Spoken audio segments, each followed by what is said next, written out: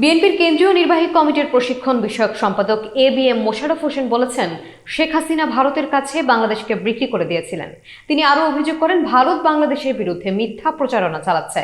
দাবি করা হচ্ছে বাংলাদেশে হাজার হাজার হিন্দু নির্যাতিত হচ্ছে, তবে বিশ্বস্ত সংবাদ মাধ্যম বিবিসি এ ধরনের কোনো নির্যাতনের প্রমাণ পায়নি। বিস্তারিত দেখুন পলাশ হলদারের প্রতিবেদনে।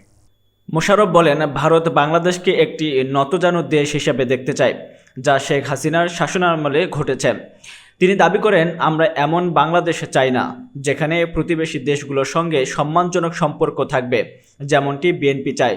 তিনি এসব কথা পটুয়াখালীর কলাপাড়া শহীদ মিনার মাঠে পৌর বিএনপি আয়োজিত এক গণসংবর্ধনা অনুষ্ঠানে প্রধান অতিথি হিসেবে বলেন।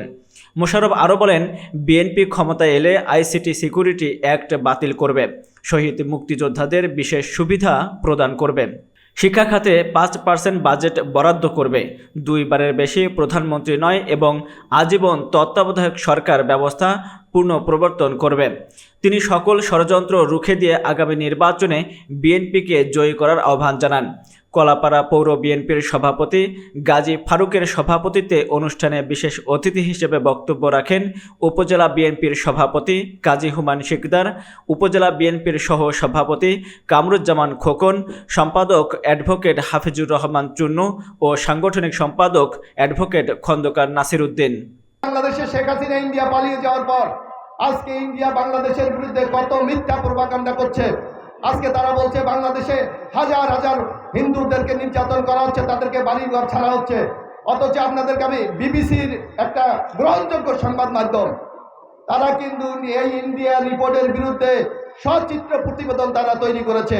তারা দেখিয়েছে ইন্ডিয়ার গণমাধ্যমগুলি যে নিউজগুলি করে, তার পাশাপাশি বিবিসি দেখিয়েছে, বলেছে হিন্দুদের উপর নির্যাতন করা হচ্ছে। তারা ছবি সহ তথ্য প্রমাণ সহ দেখিয়েছে যে বাংলাদেশে এই ধরনের কোনো নির্যাতন হচ্ছে না।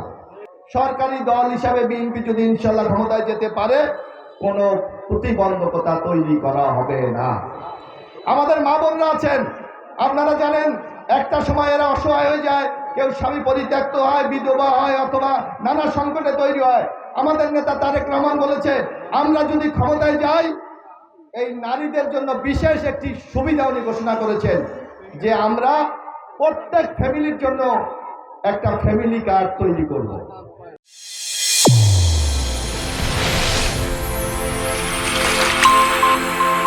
চ্যানেল A1 হৃদয়ের স্পন্দন।